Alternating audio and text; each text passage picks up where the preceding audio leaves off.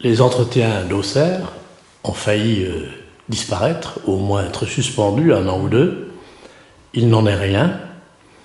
La ville d'Auxerre a toujours soutenu le cercle Condorcet pour la logistique et a servi une subvention annuelle pendant des années.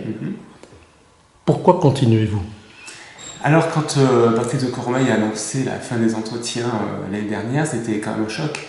Un choc pour tout le monde, parce que les entretiens d'Auxerre, c'est unique. Unique dans la région. C'est un moment où on traite d'un sujet de société, où on a des experts qui sont là, qui soient philosophes, sociologues de portée nationale. Et donc, c'était quand même assez dur d'entendre que ces entretiens allaient s'arrêter. Pour plusieurs raisons qui n'appartiennent qu'aux entretiens pour l'instant, mais on a souhaité ensuite les rencontrer pour qu'on essaie de trouver ensemble le moyen de continuer cette manifestation-là sur un mois de novembre, qui est un mois où l'activité culturelle est plutôt en creux sur la ville, et puis ça a un réel succès auprès du public. Alors, il semblerait que la défaillance des institutions régionales et départementales qui se sont retirées finalement du projet annuel en ne servant plus de subventions ait beaucoup pesé, tout comme, il faut le dire peut-être, on va dire une forme d'usure du système depuis le début des années 2000. Oui, ça fait 19 ans quand même, de 19 éditions que le Cercle Condorcet organise les entretiens d'Auxerre. Après, la région accompagne toujours la manifestation, le département non, mais la région oui. Donc en fait, minimaliste. Elle est un peu moins, oui, mais ça existe. Donc en fait, on a deux solutions. Soit ça disparaît et on a une manifestation qui n'existe plus sur Auxerre, soit dans le cadre de notre politique culturelle, on met un petit peu la main à la pâte, et quand je dis la main à la pâte, on va en parler, c'est aussi dans l'organisation même des entretiens, et puis dans l'idée de trouver aussi un mode de renouvellement un petit peu de la forme qui perdure depuis 19 ans et qui a besoin aussi d'avoir un petit coup de jeune. Alors, si j'ai bien compris, il va y avoir un vrai changement cette année, puisque le format est réduit d'une journée, et il y a de nouveaux acteurs, et notamment la ville d'Auxerre, qui met la main à la pâte. Avant, elle mettait la main, on va dire, pour simplifier, au portefeuille, oui, à la poche, et là, à la pâte. Alors, est-ce que vous pourriez décliner cette manière de devenir acteur des entretiens d'Auxerre? Alors, on a un trépied qui est intéressant. En fait, il y a l'assise associative avec le Cercle Condorcet. Il y a un renouvellement du conseil scientifique. Valentine Zuber a pris la place de Michel Ivorca. Et puis la partie professionnelle, qui est celle de la direction de la culture, le sport événement de la ville, qui permet d'avoir au moins la qualité de la tenue de l'organisation.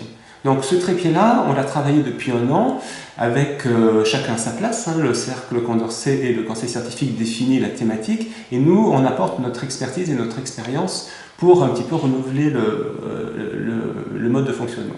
Alors, oui, il y a peut-être une journée de moins, mais il y a une soirée qui n'existait pas. On commencera avec un partenariat avec le CGR sur ce qu'on appelle la toile des entretiens. Donc le cinéma casino. Avec le cinéma casino CGR, qui a bien voulu participer à cette opération, puisque on aura Laurent Delmas quand même, qui est le critique cinéma sur France Inter, qui était déjà venu l'année dernière, mais sans film.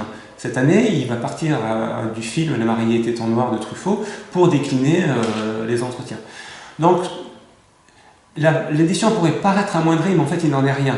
Il n'en est rien parce que, par les formes que je vais vous décrire maintenant, il y a une dynamique qui s'installe qui fait qu'on va pouvoir avoir quelque chose peut-être un petit peu moins universitaire dans la forme, mais qui sera beaucoup plus pour moi en rapport avec ces entretiens, c'est-à-dire des débats d'idées, des rencontres, des avis contradictoires. Au moins, les personnes invitées pourront entre elles dialoguer, et sur le public, ça aura quand même un effet beaucoup. Il y avait des tables rondes quand même. Les tables rondes fonctionnaient. Alors, il y avait des tables rondes qui fonctionnaient, mais qui n'étaient pas établies comme vraiment une manière de faire circuler la parole, puisque le parti pris était que chaque intervenant venait au pupitre faire un petit peu sa déclaration, et puis après revenait s'asseoir, et il se passait ou pas des dialogues. Donc là, en fait, on a revisité à la fois les titres, puisqu'il y aura des entretiens au pluriel, il y aura un entretien croisé, il y aura un grand entretien, il y aura un documentaire, alors avec quand même une particularité, c'est que ce documentaire sur les 305 jours des émeutes à Clichy-Montfermeil, ce documentaire a été fait par Ladj Ly, qui est le réalisateur des Misérables que l'on voit en ce moment, qui a été primé à Cannes sur le prix du jury. Donc à 15 ans d'écart, il ne sera pas là, mais ce documentaire sera très intéressant à voir. On met en place aussi un stand-up avec un slammer, donc Sidi, qui est un artiste dijonnais, qui viendra dire des textes par rapport à la colère. Donc en fait, on aura une multitude de formes différentes et qui vont pouvoir intéresser un public plus large aussi, parce que c'est aussi le but, d'élargir la base publique des entretiens, et en même temps qui permettront de rester en éveil, de garder une curiosité, de voir la thématique se déployer sous différentes formes, parce que ne perdons pas de vue que la thématique sera étudiée, bien étudiée, avec tous les intervenants qu'il y a, mais avec différentes possibilités et capacités de se l'approprier. Donc c'est vraiment ce que vous décrivez là, quand on lit le programme, on n'imagine pas réellement ce qui va se passer. Non, et c'est bien parce qu'en fait, ça faisait 19 ans qu'on était un peu sous la même forme, donc là c'est aussi une expérience.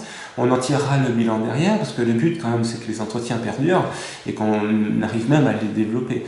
Donc si tout ça prend bien, a priori le nombre d'inscriptions pour l'instant est largement à la même hauteur que les années précédentes. Donc on verra avec les gens qui sont là, on leur posera la question aussi, voir si cette nouvelle forme convient à tout le monde. Et puis à la fin, si le bilan est positif, on partira sur une nouvelle aventure. Alors vous évoquiez la notion d'expertise, d'expertise de la ville. Que l'on sache, on ne savait pas la ville, enfin moi du moins, experte à ce point dans le domaine culturel. Est-ce qu'il y a un nouvel apport? Est-ce qu'il y a de nouvelles expériences? Vous êtes arrivé il y a 1 an ou 2, je ne sais plus. 2 ans et demi. 2 ans et demi.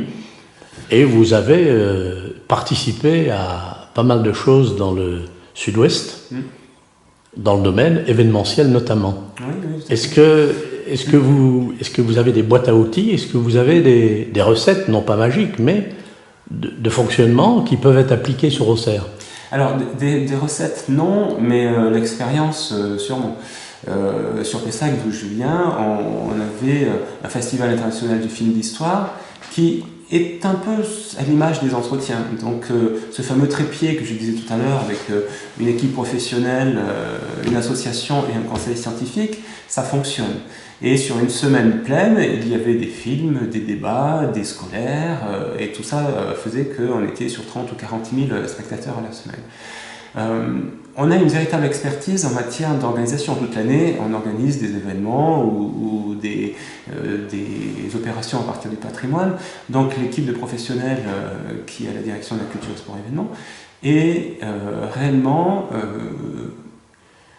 est réellement une équipe qui sait faire, en fait. Et cette assise professionnelle, ça permet à des associations, à des événements que l'on cautionne, puisque quand on regarde le paysage un petit peu de la région, on a Catalpa, on a créé Rue Barré, le Festival des Arts de la Rue pendant l'été, on a les entretiens d'Auxerre, on a Caractère, donc on a 4 événements qui ponctuent un petit peu la saison, qui sont d'importance nationale. Pour au moins 3 des 4, Rue Barré est en train de démarrer, mais prendra son essor l'année prochaine.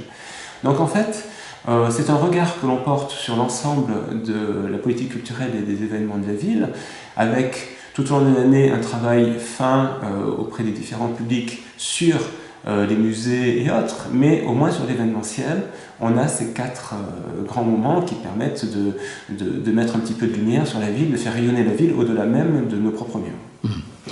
Est-ce que les participants aux entretiens dès jeudi soir au cinéma Casino, puis ensuite à partir du début de l'après-midi du vendredi, même le matin, au théâtre, l'après-midi, pardon. Non, l'après-midi, oui. au théâtre municipal, vont-ils en arrivant découvrir quelque chose qu'ils n'avaient pas vu avant? Je ne vous demande pas de lever le voile, mais l'expertise, elle va également dans les formes les plus subtiles? Alors, pas cette année. Pas cette année, on est vraiment sur un renouvellement des formes, mais par un essai que l'on espère transformer l'année prochaine. Ça se verra dans la manière de travailler sur scène ces différents entretiens. On sera moins sur ce pupitre-là où les uns et les autres venaient donner leur proclamation. Non, on sera vraiment sur cette notion des entretiens, et c'est dans le titre. Les entretiens, ce sont des débats, ce sont des rencontres, comme je disais tout à l'heure. C'est une manière de discuter ensemble, et discuter entre experts et invités aussi, parce que le public est là pour entendre la plupart du temps ce qui se passe, et il a envie d'avoir des opinions qui divergent, qui se contredisent, qui s'apprécient, mais que l'on ne soit pas sur quelque chose qui soit trop universitaire, mais c'est pas péjoratif ce que je dis, mais qui soit moins dans le sorte de ce que l'on peut donner sur d'une thèse ou autre, par exemple. Il faut vraiment qu'il y ait de la vie. Et la vie, on le fait en inventant des nouvelles formes.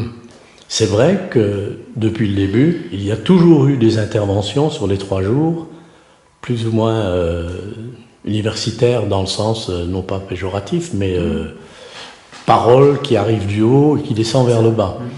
À la limite, un cours récité, oui, et qui était souvent insupportable pour le public. Mais on n'a pas eu que ça. Il y a eu des personnages également dont la qualité faisait que automatiquement était nourri cet espace d'échange et de communication. Ça, c'est la qualité du Cercle Condorcet et du Conseil scientifique, d'arriver à trouver les intervenants assez différents qui vont permettre d'apporter cette lumière un petit peu, et puis d'être sur quelque chose qui puisse provoquer un petit peu le débat. Dernière question, bien que vous n'allez pas vous immiscer dans les contenus, j'imagine, mais cette thématique de la colère, elle fait un peu peur, non ? Non. Une autre qualité des entretiens d'Auxerre, c'est d'arriver à trouver la thématique qui colle à l'actualité. Et c'est en ça que c'est intéressant aussi. L'année dernière, nous étions sur féminin et masculin, ou masculin-féminin, je ne sais plus dans quel ordre c'était, qui était aussi, même si le thème est prévu plusieurs mois à l'avance, était pile dans l'actualité du moment. Donc, cette qualité qu'a les entretiens par son conseil scientifique et sa Condorcet de trouver la bonne thématique permet de coller l'actualité et puis de tirer les fils derrière de tout ce que l'on peut faire. Donc en colère n'est pas forcément vu par rapport aux gilets jaunes, si on prend que ça, ou par rapport à une ambiance qui pourrait être là, mais pour essayer de percevoir le phénomène de la colère, et de où est-ce qu'il se niche, où est-ce qu'il prend forme, jusqu'où il va. Et là, on aura un panel d'invités qui seront à même de réfléchir et poser un petit peu le débat, et qu'on ne soit pas dans l'urgence, puisque le propos aussi des entretiens, c'est d'arriver pendant 3 jours, de prendre le temps de défricher une thématique. Donc j'espère qu'à l'issue de ces 2 jours et demi, avec le cinéma de jeudi soir, on aura une vision assez fine de ce que peut être la colère, mais la colère qui est traitée à la fois sur la colère d'enfant, sur des colères homériques, sur des colères du moment, et le public, je pense, sortira nourri de tout ça, et puis après pourra se faire sa propre opinion sur ce qu'il pense de la colère. Alors pour une mise en bouche, quelle différence faites-vous entre la colère et la fureur ? La colère pour moi est saine, il faut être de temps en temps en colère. La fureur rappelle d'autres moments là-dessus, même des moments d'histoire, et qui sont plutôt des moments de violence. La colère peut être à un moment donné salutaire, on va dire. Après, la forme que prend la colère peut arriver à des extrêmes. Mais il faut être en colère, je pense.